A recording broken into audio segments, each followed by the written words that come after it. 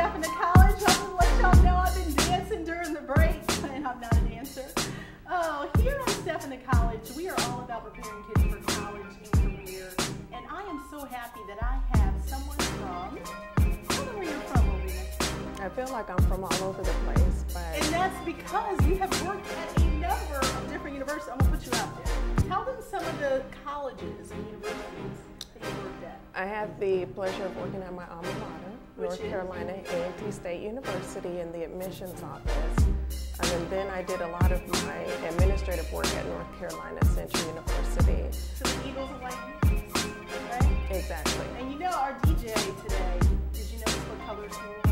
I noticed. I see. Trying to get that support there. Exactly, especially with homecoming coming up and the celebration of the centennial. Now when this airs, you're not supposed to talk about homecoming. I won't say anything. It's going to be around homecoming time. It would have passed, but that's okay because that's all a part of college life. What other universities you worked at? I think the other one was Winston-Salem State, and I was there for a brief time just to help with the transfer articulation agreements in the admissions office. When I look at you, I see a wealth of knowledge as it relates to preparing for college, stepping into college and being successful. So let's roll my sleeves up and let's dig in. Please tell students and parents watching one mistake that you see high schoolers make when it comes to the preparation phase for college. I think it's the impressions management.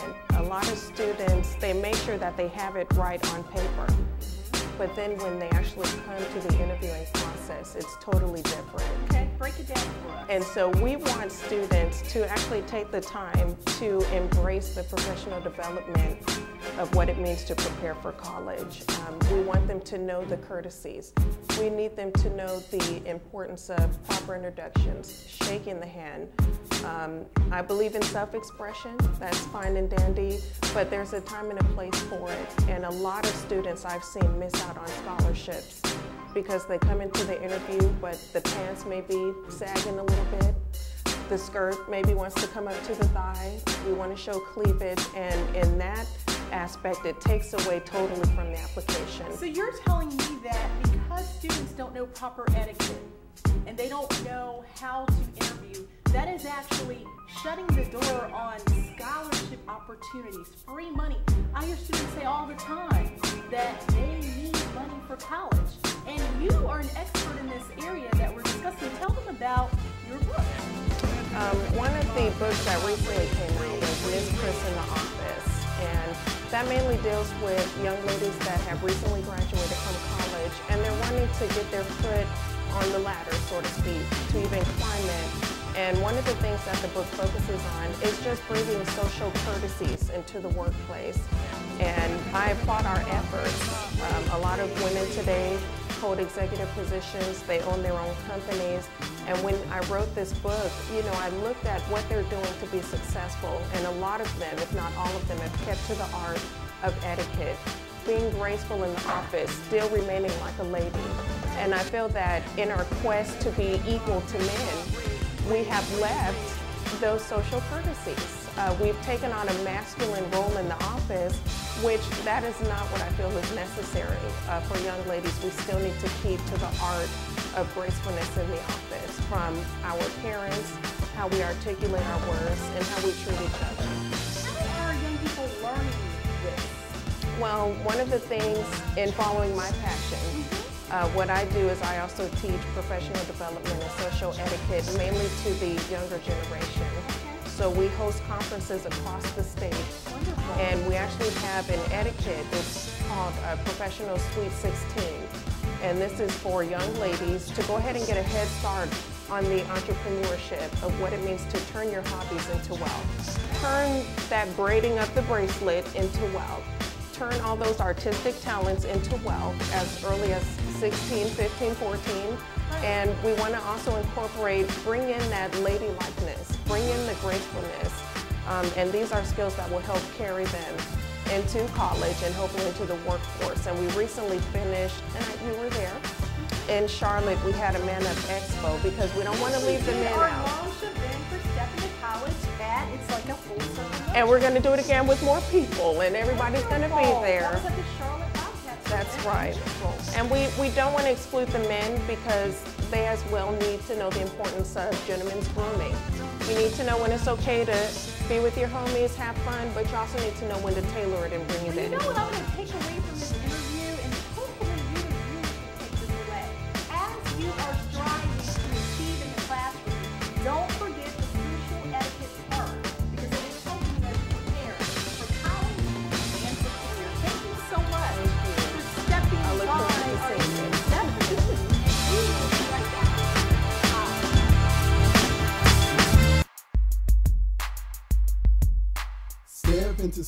My name is Sean Ellison. I'm a Prometheus-bound poet. The spoken word piece is called These Streets. I'm here to make a motion, persecuting these streets for the lives that it has taken. My first witness, make the soul of the 16-year-old black boy stand up, please. Make the soul of the highly educated honor roll student come forth. May the innocent baby please give his first cry. What have we come to? What is it that is not getting through my generation in this time? Do we have to experience racism for us to come together again? Do we have to have another Gina 6 trial for us to say that we will overcome? But in their eyes is nothing but dust that's blown over in the streets. The streets that were once treading grounds for our ancestors. The streets that were marched on for our freedom. The streets that were divided into black and white. But when white came, you had to walk on the other side. Now I know, yes, my generation has been raped, has been torn, has been scorched, but instead of us taking that calling of what Christ has called us to be, we play roulette and see if our chances are one out of none. All it is just one. One that can send a whole body crashing down in the middle of no man's land and giving this world another soul to feed on. They don't want to see us make it. They'd rather have young girls on the corner producing soldiers for the ghetto slums military. These gangs that claim that they love but don't know how to start with themselves. How children have loud cries but we treat it like another old, well, problem. But they seem to know the reason why we confide in these rags that hang out of our pockets. They seem to know the reason why these young girls wear tight clothing and think pregnancy is the latest fashion. We could post all the blogs that we want to, write all the books that we want to, type up all the articles that we feel, but who is going to take the first action? Words are nothing but dry fluid that leave our mouths dry. I'm not only talking about my race, I'm not only talking about myself or my family, but I'm talking about the rope that is wrapped around many of our necks and we sit here and hang because we think it's cool. When has it been cool to see your own blood on the pavement? When has it been cool to videotape your own kind dying and doing nothing but say nothing? Don't be a snitch is the code of the streets with my generation.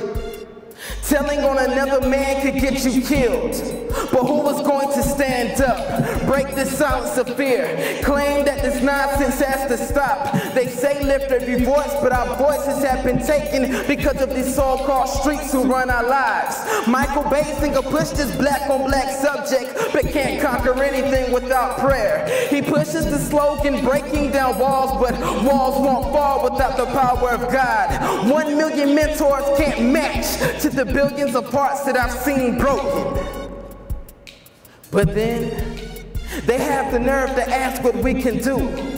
But I said, be that warrior, that intercessor, that goes hard for what you believe in. I say, be that man, that woman of God, who will march until these walls fall. I say, be that preacher, that will not stop until you hear the sounds of chains breaking. I say, don't stop until your cry is heard into the third heaven. But one day, these streets will realize. Welcome back to Step Into College. I'm your host, Koyah, and make sure that you visit our website. That's www.stepintocollege.com. the letter N, the number 2 college.com. We actually have some guest hosts on site today, and they have some questions for our college admissions guests. So let me throw it over to them. How are you? Hi, how are you? I have a question. I attend early college, and I was wondering, like, what do I have to do to stay on track in order to get my business degree? What classes should I take being in the early college program at Central? And the good thing with the early college program at North Carolina Central is you're actually getting at least a year's head start from all of your peers on collegiate coursework. And the good thing about that is by the time you actually enroll into the university, you would have already completed your prereqs. So you will actually go straight into your business curriculum. And what we tell students, especially if they're doing the early college program, since you're already on the main campus, go ahead, walk over to the School of Business, try to meet with the chairperson, meet with a professor, and go ahead and get a head start on what the 4-year curriculum is. Because unlike your peers, you will actually be going straight into your program because of what you're doing right now. That's awesome and wonderful, and sounds like a major advantage to the early college program. Well, thank you so much again for being with